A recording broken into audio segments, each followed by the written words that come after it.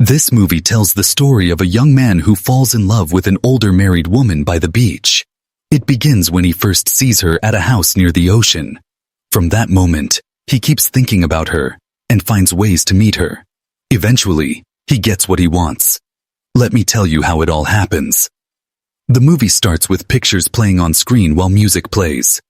A man tells a story about his childhood memories. His name was Hermel, but when he was young, everyone called him Hermie. This happened during a vacation in 1942. Hermie had two friends named Ai and Benji, and the three boys liked to play together on the beach. One day while playing by the water, they saw a small house nearby, where a soldier lived with his new wife. They had just gotten married recently. The couple was picking up wood for their fire. Hermie and his friends watched them carefully.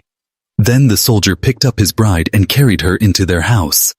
All three boys thought the woman was very beautiful, but Hermie felt something special that his friends didn't feel. When his friends left, Hermie stayed behind just to see her one more time. No matter what Hermie did, he couldn't stop thinking about the soldier's wife. After waiting longer, he finally went back to the beach with his friends. They spent the afternoon there, watching couples being romantic and tourists having fun. The boys started talking about how someone should first talk to a girl. Hermie said that when he met a girl, he would say, "Excuse me," first before talking. His friend laughed and said that idea was too boring and old. Later, they went swimming, and Benji said that instead of talking first, kissing a girl right away would be more exciting. Hermie told his friends that he had fallen in love right away with the soldier's wife. His friends made fun of him and told him to tell her how he felt. Then Ozzy took out a book, full of advice about love and dating. The three boys hid and read the book together excitedly. Hermie was only looking for tips about how to win the soldier's wife. It was clear that none of them had ever been in love before. After this, the three boys took a boat ride and watched people getting off a big ship. From there, Hermie saw the soldier and his wife again. They kissed and hugged before the soldier got on another ship to go to his job. His wife waved goodbye, and Hermie watched her and felt even more attracted to her. The soldier's wife was named Breet. She walked back inside the ship while Hermie couldn't stop looking at her. Hermie thought to himself that this was the perfect chance to meet Breet. The next day, while the three friends were at the beach, Breet was going to the water to swim.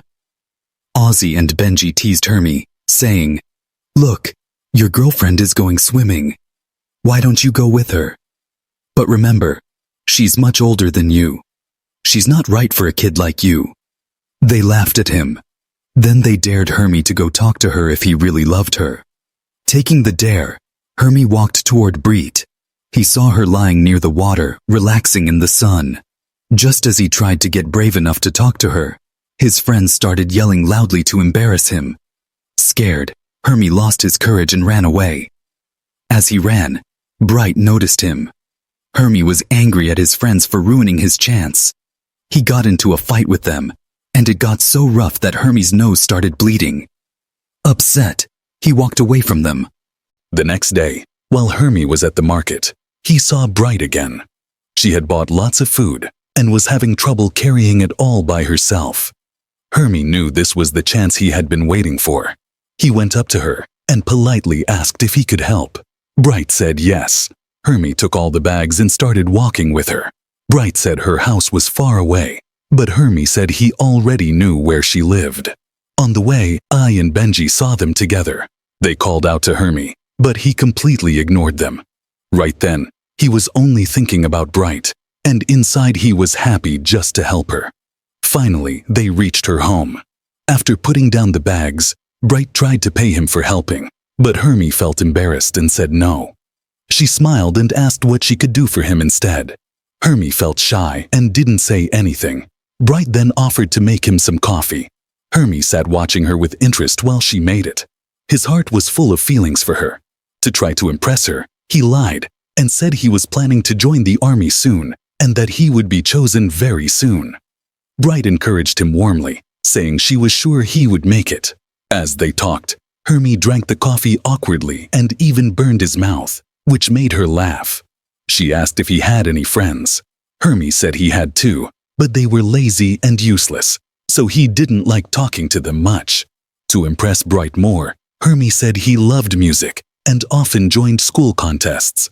Bright asked what instrument he played. Hermie said, "I can play the harmonica, but I also sing really well." When Hermie was about to leave, Bright gave him some things to take with him.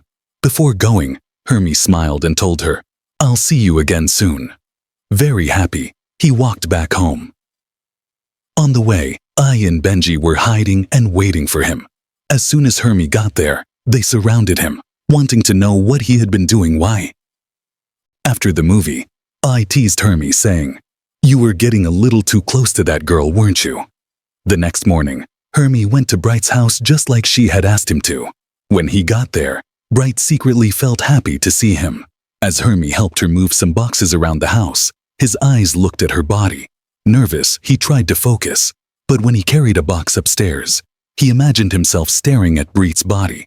Hermie looked at her with eyes full of love. Bright noticed and smiled back at him. Taking the moment, Hermie finally told her that he had feelings for her. Bright responded gently by kissing him on the forehead. That simple kiss made Hermie very happy. After saying goodbye, he hurried back to meet his friends. When they saw the lipstick mark on his forehead, they became jealous and pressed him to explain. Hermie, trying to act mysterious, brushed off their questions. Later, Aussie and Hermie made a plan. They would play a game with the theater girls and try to romance them on the beach. I, looking through the romance advice book, told Hermie, "If we're going to fight, we'll need weapons." The two of them put their money together and went to a store to buy what they needed. Aussie waited outside while Hermie went into the store to buy supplies. But as soon as Hermie got to the counter, he saw a woman nearby. Embarrassed by her being there, he couldn't ask for what he really wanted. He waited until the woman finally left. Then nervously, he told the shopkeeper he wanted to buy rubber. But instead of saying rubber, he said, "I want some ice cream." Trying again, he got confused and accidentally asked for napkins. The shopkeeper, seeing Hermie's awkward expressions, understood what he actually needed.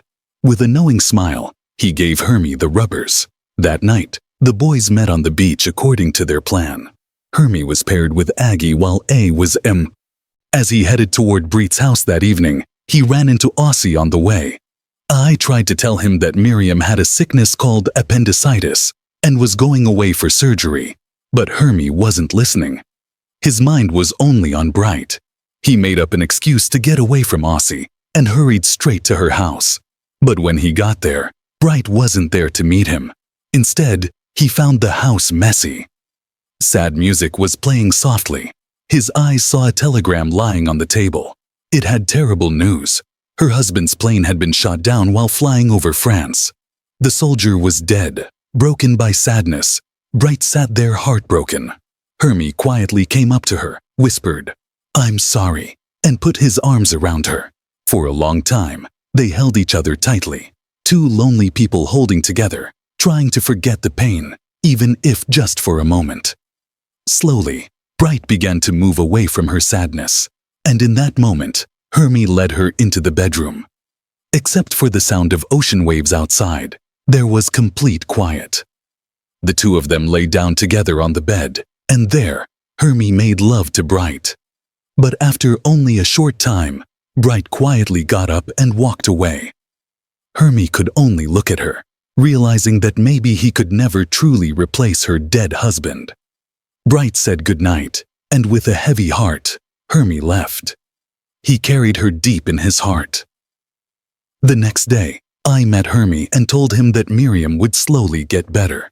But I himself was weighed down with sadness, upset by Miriam's pain. But Hermie was still thinking about the soldier's wife. He walked back to her house only to find it empty. It seemed Bright had already left. On the table, Hermie found a letter she had written for him. In it, Bright wrote, "I'm leaving you. I hope you understand. I have to go back home and take care of my life, but I will never forget you. After you read this letter, please always